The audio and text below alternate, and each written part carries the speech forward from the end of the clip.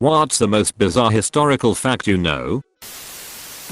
The most isolated tree in the world was in the Sahara Desert. It was hundreds of miles from any other tree. Its roots extended hundreds of feet down to water. In the 1970s it was hit and destroyed by a drunk driver. Imagine being the guy that hit the tree with your car. When the state of Ohio had only 2 cars in it, they got in a head-on collision.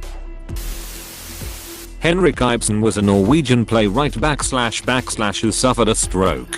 One day, his nurse suggested his condition was improving, to which he responded verbatim, "On the contrary," and promptly died.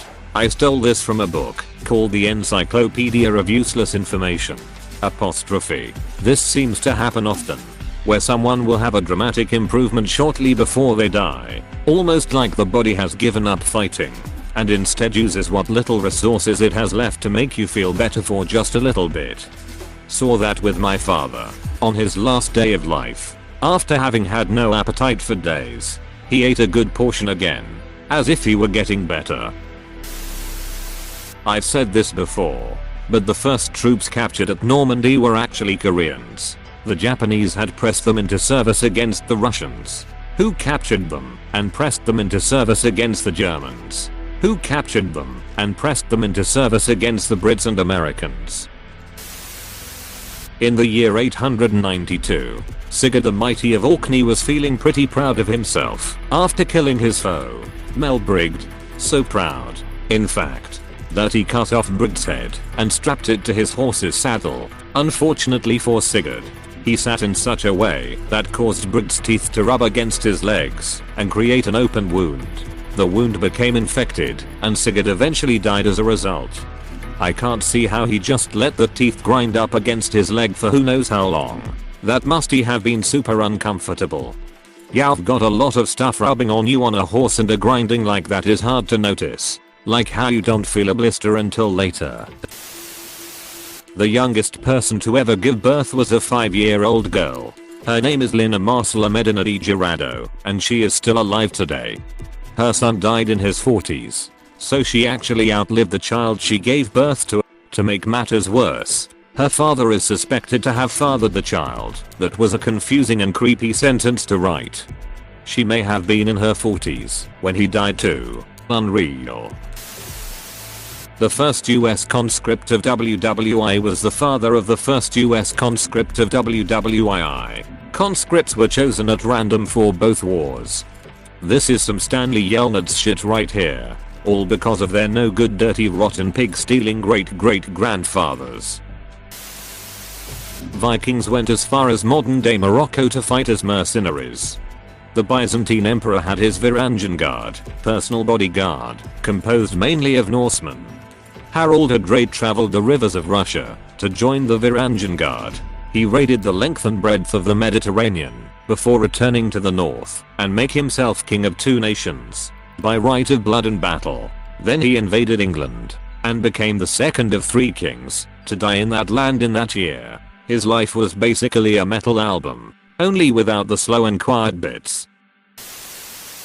During WWI, a German armed merchant cruiser called SMS Cap Trafalgar disguised herself as a British converted ocean liner, RMS Carmania, to infiltrate and sink British supply convoys. But not long after leaving port, she ran into the actual RMS Carmania, who sunk her after a battle lasting several hours, though Carmania was only barely still afloat herself. There's also accounts that state Carmania was coincidentally disguised as Cap Trafalgar at the same time, but that's unsubstantiated and likely made up to make the story even more bizarre. Spider-Man meme like this fact. The first thing that they did after working so hard to disguise herself was become undone.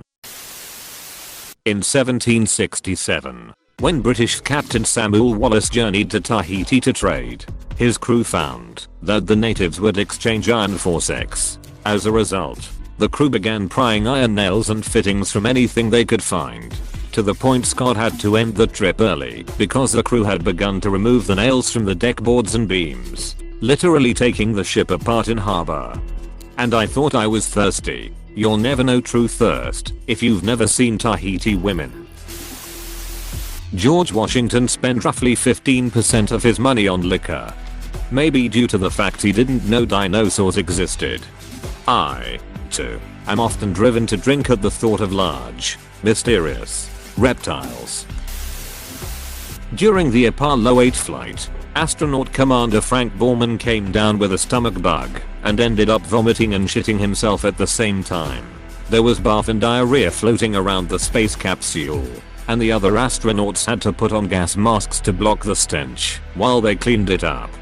In a similar vein, on a space mission, I can't remember which one, before vacuum toilets were invented, a crew member took a shit and didn't bag it up, resulting in a fat log floating about the cabin. On the mission transcript you can see that there was a discussion about who did it, and no one ever owned up. Captain's log. Mary Queen of Scots had a croquet mallet fashioned from a petrified narwhal horn. She never lost a game using it. Who beats the queen in a sport she loves so much she had that made? One of my favorite ones is the fact that Kim Jong-il was a big movie buff, and at some point he was just fed up with shitty North Korean films, so he just ordered this director from South Korea to be kidnapped so they could have cooler films. Pulgassery, the story about how that movie got made, and the resulting escape would make a great movie in and of itself. It looks like a documentary was made about it in 2016. It's called The Lovers and the Despot. Albert Einstein was offered the presidency of Israel on November 17, 1952, following the death of Israel's first president, Chaim Weizmann. He declined, saying he lacked the natural aptitude and the experience to deal properly with people to do the job. Smart fellow. Yeah. He should become a scientist, he seems pretty smart. When FDR died in office, the Manhattan Project, atomic bomb, was so secret that his vice president didn't even know about it, and upon taking oath Truman had to be briefed on the existence of the bomb. I just learned today from my 80-year-old friend that his dad worked on the Manhattan Project. He told me that this dad would leave for days at a time and couldn't tell his wife, the FBI. My friend said maybe it was a similar agency. CIA showed up one day to question the wife to see if she knew where her husband was. They were trying to find out if the husband had been sharing secrets. She told them she didn't know anything. This ultimately kicked off the destruction of their marriage. She had no idea what to think about what her husband was wrapped up in, and he couldn't tell his wife until years later. By then it was too late for their marriage to recover. Friend said dad worked with uranium, but had no health effects as a result. He was in metallurgy by background. My grandfather worked at, I believe, Area 51 during the Cold War as an engine designer for spy planes. You could probably guess which one. My grandmother talks about Feds stopping in to do the same sort of interviews, but also that they spent a week or two doing in-depth ones before he was accepted to the project. To this day he has yet to tell us if it was actually at Area 51. But I can't think of another place at the time with a long enough runway. He's 86 now, and I would love to hear the whole story before he dies. Edit, I'm bad at the English thing. The Anglo-Zanzibar War is the shortest military conflict in history, lasting 38 to 45 minutes. I learned this recently from a TV show that had nothing to do with history. I bet if they did a documentary on it, the film would be longer than the war itself. The Polish army tamed a bear and gave it a rank. Martin Luther hallucinated demons in the bathroom all the time. Good God. For a second I was thinking of Martin Luther King. I'm so damn stupid. I totally did too. A survivor of the Titanic managed to survive 5 hours in the freezing water, only to meet his demise later in life by drowning in a shallow pond. One pope dug up the previous pope's corpse and put it on trial for corruption. Found it guilty and threw 3 of his finger bones into a river. Didn't they cut off his fingers, rebury him, dig him up again, and throw in him the river? It was once common to sell you Peter tanners. They used it to soften hides to make clothing. The most expensive opera costume of all time was worn by Adele in a party at Covent Garden in 1895. It was worth 15 million. 15 meters by today's standards or 1895 standards? I'm gonna guess by today's standards. because a 15-meter suit in 1895 would cost nearly £2 billion today. Ireland is the only country to have a smaller population now than it did in the 1840s. This is actually quite sad. Michael Jackson once had several business associates come to visit him for a meeting.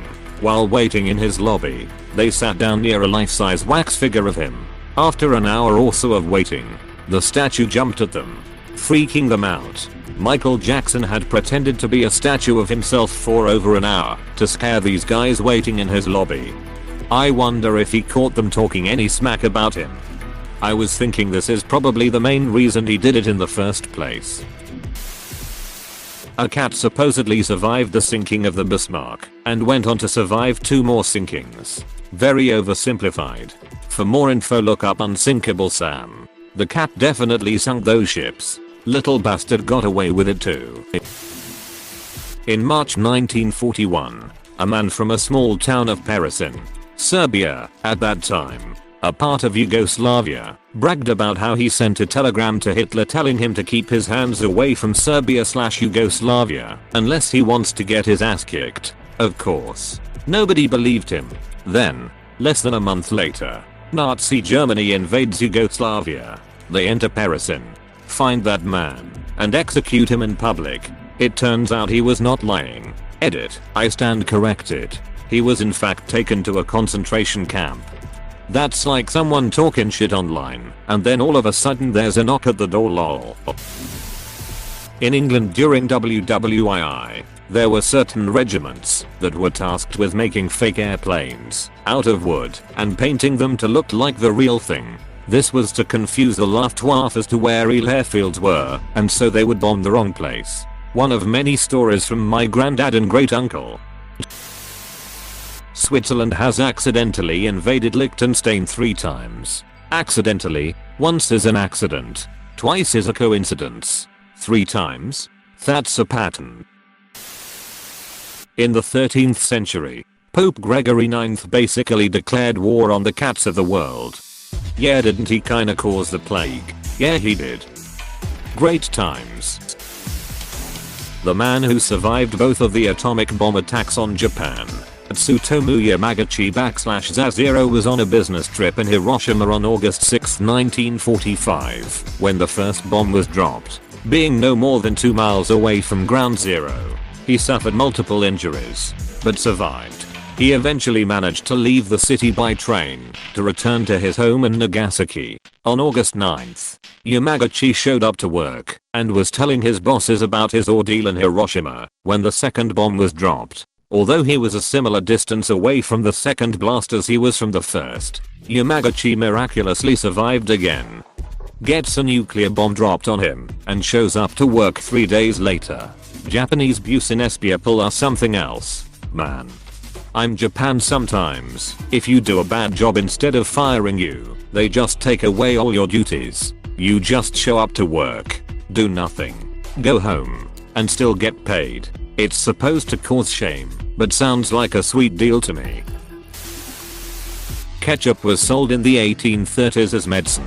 It was sold as a cure for indigestion. Ketchup, at the time catsup, was originally mushroom based as well. Tomatoes were relatively late to the catsup party. Tampons used to be soaked in opium to relieve pain. Let's bring that back. Bodies of victims who had died from plague were used as biological weapons during the Middle Ages. During the siege of Kaffa, bodies of plague victims were catapulted over the city walls to infect the inhabitants by the invading Mongol army. Oh shit. That once again shows the creativity of humans in killing other humans. The most common way to poison a well was to throw a carcass or 2 down it. Giles de Race, Joan of Arc's right-hand man and hero of the 100 Years' War, was executed and had his reputation ruined when it came out that he had been raping and murdering hundreds of children. But to this day almost no one knows that he was more than likely innocent, and was even retrieved and cleared of wrongdoing in France in 1992. The 1992 part of that is fascinating. Joan of Arc seems like a mythical character to me, that her story would still be evolving in my lifetime of wild. I still maintain that the Jeanne d'Arc story is the single most crazy and insane historical event of all time. If you ran a simulation of Jeanne's life in a computer a million times, how many times does she succeed? Al Scarface Capone is the reason milk jugs have expiration dates printed on them. One of his family members drank spoiled milk and got very sick, prompting Capone to use his seemingly infinite influence to convince milk companies in the Chicago area to start putting expiration dates on the bottles of milk. The rest of the United States and the world eventually followed suit. That's where they claim it comes from, anyway. Woolly mammoths and ancient Egypt coexisted, and during the Hellenic era, lions could have been found in Greece. Awfully convenient for Hercules. Nero would make people sit around listening to him badly play the harp for so long that some of the men faked death to get out of it. Anyways, here's Wonderwall. Nero got a lot of revisionist slander after he died. Maybe he was bad at music, but really hard to know because most people hated him for all the other shit he did. He was basically trying to live a rockstar life of drinking parties and music which was unbecoming of the emperor. I don't fault the lad for trying to play music, and must have been real hard to get honest critics. All that aside, he is accounted to have done so much bad shit there's no version where he isn't an asshole. Nero got a lot of revisionist slander after he died. You calling me a liar? Michigan and Ohio once went to war over the city of Toledo. And the loser had to take it. Loser was actually Wisconsin. In exchange for Ohio getting the major port on Lake Erie, Michigan was given the up, which was part of the Wisconsin territory at the time. Hey, thanks for watching, and don't forget to subscribe.